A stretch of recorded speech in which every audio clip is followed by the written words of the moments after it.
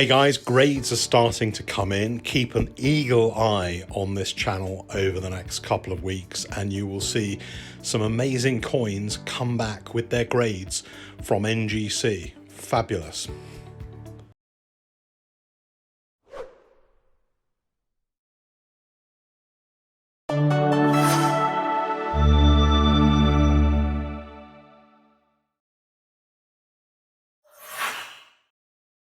Grading coins is more popular than ever, and you're going to see some great coins that all of the Silver Forum and Facebook group members are sending via me.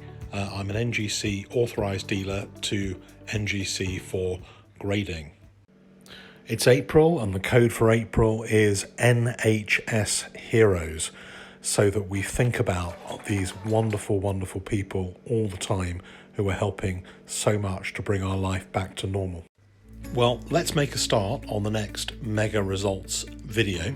We're going to do it very quick fire. If you do like something or want to take a little bit of a closer look at it, pause the video and you can kind of do a little bit of research on the coin or ask me questions on the Numistacker group or Instagram or here at numistacker@gmail.com. So, what is the process of grading these coins? So these are coins that people have picked as being the ones that they particularly care about and want to put into slabs. If you're not au fait with grading, there's a 70-point scale. So the best you can do is 70, the worst is 1. Most coins tend to hover on those higher grades, but older coins like this one tend to also be slabbed in lower grades. So these are circulated coins and they've been picked out as being in problem-free condition. And you'll see in a lot of these videos coins that get details grades. Those are coins that the grading companies think are not problem-free. They may have scratches, they may have been cleaned, they may have been interfered with in some way, altered surface, repaired, filed. There's so many things that can happen to coins over their lifetime, and that's one of the reasons why third-party grading, both with NGC and PCGS, is so popular at the moment. And so what people are doing is they're picking out either collector's coins, they may be buying coins at coin auctions, buying on Facebook groups, buying from bullion dealers, and the best of those coins tend to get sent to me as an authorized dealer and get entered and submitted for slabbing in one of these grading slabs with someone like NGC, although PCGS is also used for a lot of these coins.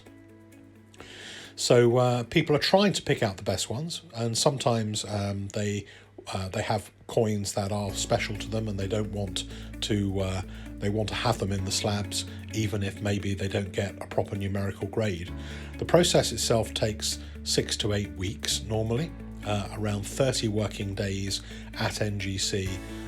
I'm based in the UK, so these coins get submitted via NGC in the UK. All the coins themselves get graded in Sarasota in Florida. So even with COVID and lockdown, grading is still happening over in Sarasota. So there is a workflow that goes from me to NGC to Sarasota, back to NGC in the UK, and then back to me, and then back to the owners of these coins. And depending on when I submit them, there can be either normally either 1.5 times or twice what the NGC in-house time is going to be. So it's not something that happens very, very quickly, and that's partly because we are a little bit removed from NGC over in London in the UK. If you are local in Florida, you could quite happily take coins and walk through the door. Well, I don't know whether you can do that now, but you used to be able to walk through the door and have them done at a higher price pretty much while you wait. But most people go for regular postal or drop-off or FedEx, UPS type grading, and they're quite relaxed if it takes quite a long time. Generally people get charged the grading fee about halfway through the process. So if you are thinking about having coins graded, then contact me. I'm pretty easy to find. If you can't find me on Facebook under Numistacker, then email me at numistacker@gmail.com. So seeing these mega grading results videos, this one actually is mine that you're seeing now. It was bought on eBay as a coin that I like the look of, and it got a 63, which is a good uplift. In fact, this one's mine as well, I think. This one I didn't do so well with. I got very bored wandering around the coin show in Orlando in January, and I picked up the best sovereign I could find, but sovereigns are very difficult to find over there because there's so many American coins, and the one I found got an AU53. Not bad, but not the most brilliant grade in the whole world. This one's an example of a bullion type coin that you've got a number of people that collect better than average bullion type coins. And so people pick, I mean, there's so many amazing world gold coins to choose from. A lot of people pick the French, Italian, Belgian 20 franc gold pieces, roosters, and they're very easy to find. You can find them, and a lot of them get sold for just gold value. I get sent a lesser amount of American coins. You sometimes see American coins on my channel because there's not that many American coins floating around Europe, and the ones that do and are in bank vaults get repatriated by the American dealers and sold over in the States. But there's quite a few people in the UK and in Europe that have an interest in American coins and pre-1933 coins in particular.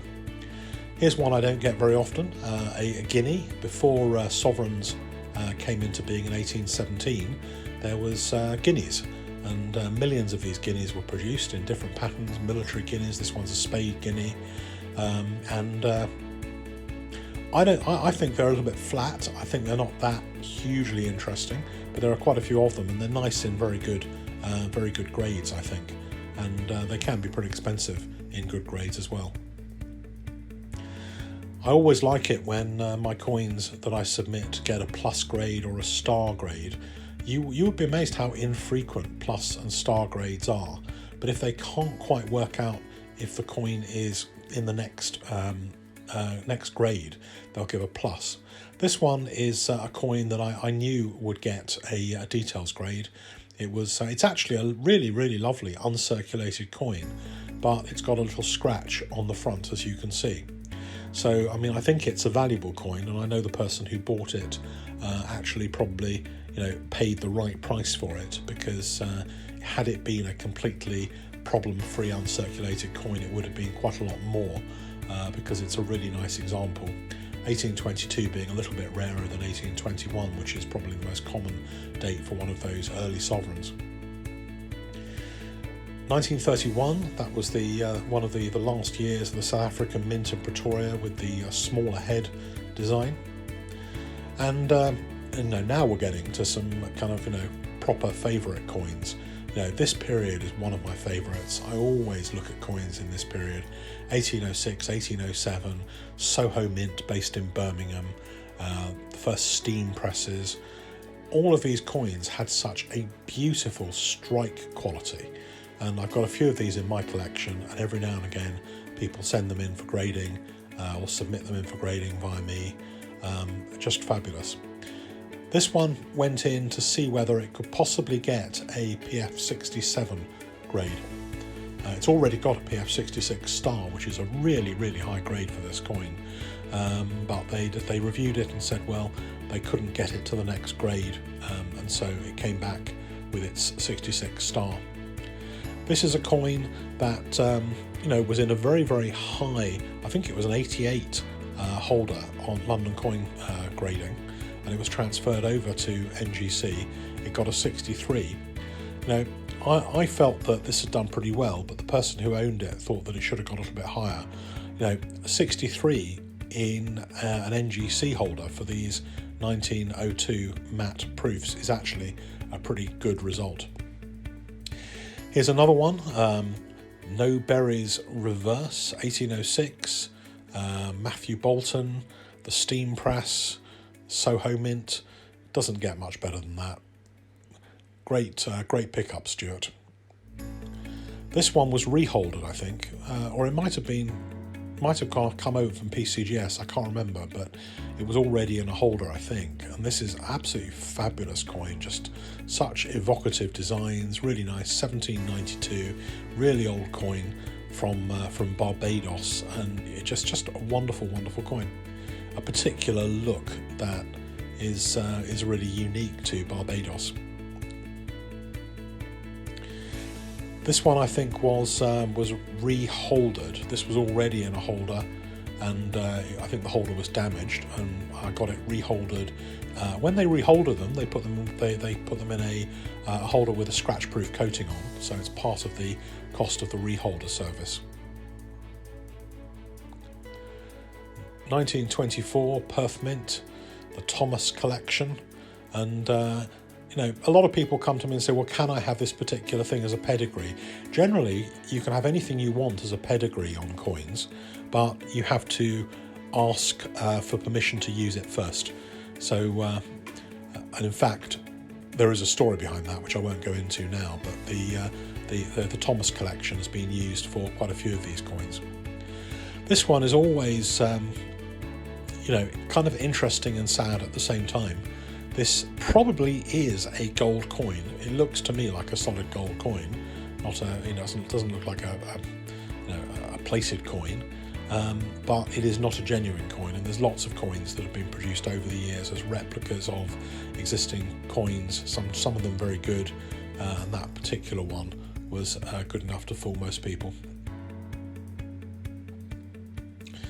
So this is a sovereign with a WW. The WW stands for William Wyon, and encoused means it's cut into the coin. And so you can see here, rather than being raised up, it's actually cut in, and where they actually pull it out on a coin label, it's because in that year there may have been stuff that was raised and stuff that was encoused, and they want to say what the difference is. When you grade coins, some people want to have the catalogue number put on the label.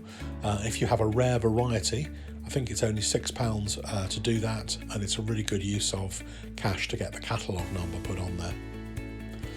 This one, this was sent in. It was pretty obvious that it was going to come back with a detailed grade. You can see here a great big scratch or gash over George III. But apart from that, it's a really nice coin in lovely condition. And there's lots of people who don't mind having coins like this. It's an uncirculated coin. Lots of people want those but can't pay the price for a full problem-free uncirculated coin, and that coin will find a buyer with no problem at all. Some people ask me, well, if I get a details grade, is it better to take it out the slab and then just pretend it was never slabbed in the first place and sell it without the slab, even though knowing it's detailed?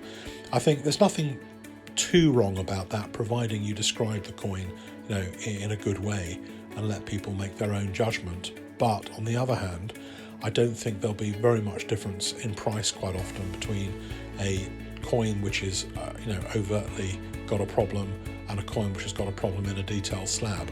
I don't think it'll make much of a price, and it's much more kind of useful to the next buyer of the coin to know that the coin is a details coin, because then maybe they won't waste their money on slabbing it again, and keep slabbing these detailed coins because they want to, and then other people take them out of the holder.